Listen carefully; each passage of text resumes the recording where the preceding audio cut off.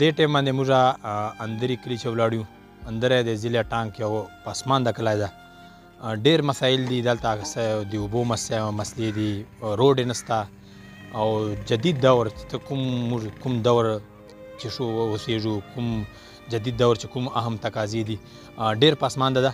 اوبو ډېر دلته مسلې دي او دلته د کوم د سړک نسته، سړک یې خراب ته، بجلۍ مسایل دغسې دي، هسپتال بیچو هغه سته خو ډاکټر نه وي پسې، دا ډېره سختې مسلې دي او ډېرې زیاتې مسلې دي. حیران به په دې سي چې د علاقې چې کوم ایم پی ای او ایم این اګان چې کوم دي دو ته دا ترس نه اخلي چې یاره د علاقې باندې رحم وکړي.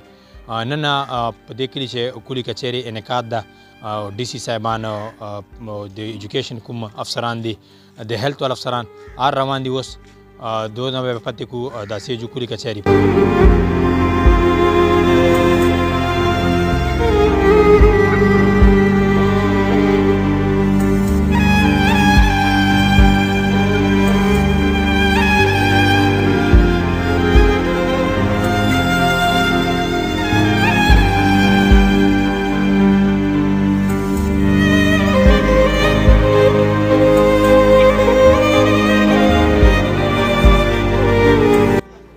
افسوس خبر دا ده چې نن لکه د پولیس سپرډنټ ایس پي صاحب موجود نه ده. موږ ته له دې ګل امام تاڼې نه ډېر زیات یې تنګ کړي یو. نمبر 1 ډي سی او صاحب تا سره اتھارټي ده سړي ته لایسنس ورکړي، بیا یې هغې نه بعد هغه کس سالانه فیسونه جمع کوي. بله ورځ ما ته پرچه راکړې ده، زه لایو راغلی وم، ما پوسټونه کړي وو په هغه باندې اسحاق ایس آی، بلکې اسحاق ایس آی زه نه ورته وایم، اسحاق بدماش ورته وایم، چې ما ته پرچه راکړه. ټوپک یې بل کس و، لیسنس یې بل کس و، په موټر سایکل دا و چې زه ورسره ناست وم او ده ما ته پرچه راکړله، بوګس پرچه یې راکړه. ته 300 کڅوړه نلکۍ لګېدلې دي، ما ورته صاحب نه نلکۍ لګېدلې دي او نه ټانک لګېدلی ده.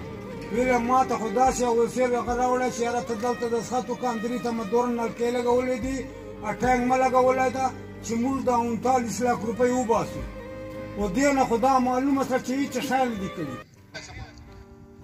چې دا ټول ټانک ډسټرکټ چې پسمانده علاقه چې کومه ده، غریب ترینه علاقه چې کومه ده، دا د خیبر او اندري دا بکري نور دي، نور نشته دلته.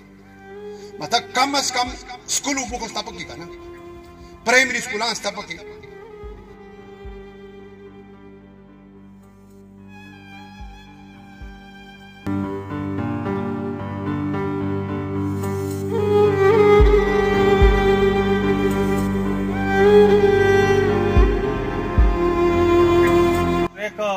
او شمال طرف ته سرکاري مځکه پرته ده تقریبا 15 کرناله.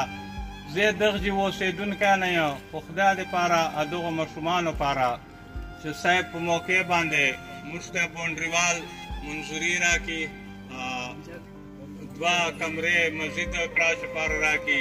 موږ دلته په دې موقع وکړې او بل زه پخپله حل کوم. اول خو زه تا شکریه ادا کوم صاحبان ټي وي چې تاسې راغلو، موږ ته مو وخت راکړه، دا تکلیف مو وکړه، تاسو ته هرکلی وایو، تاسو سپیشل تھینکس. اول خبر خو دا ده د ټانک ډسټرکټ ټول افسران راغلي وو، لکه ډي ایچ او صاحب وو، پبلک هیلث والا وو، پټورخانې والا وو، ډپټي کمیشنر والا وو، ورسره سپیشل برانچ پولیس نمایندګان راغلي وو.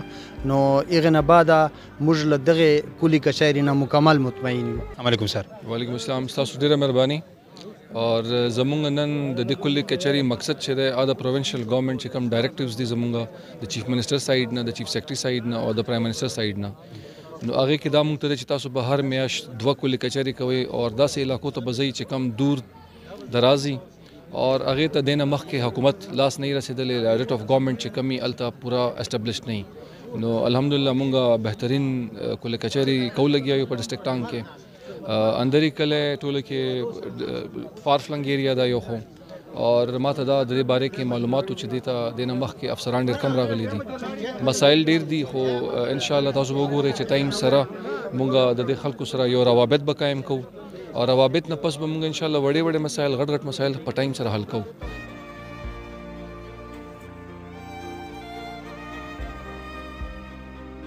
کلي کچهرې انعقاد اوس له ګورنمنټ میډل سکول اندري شي.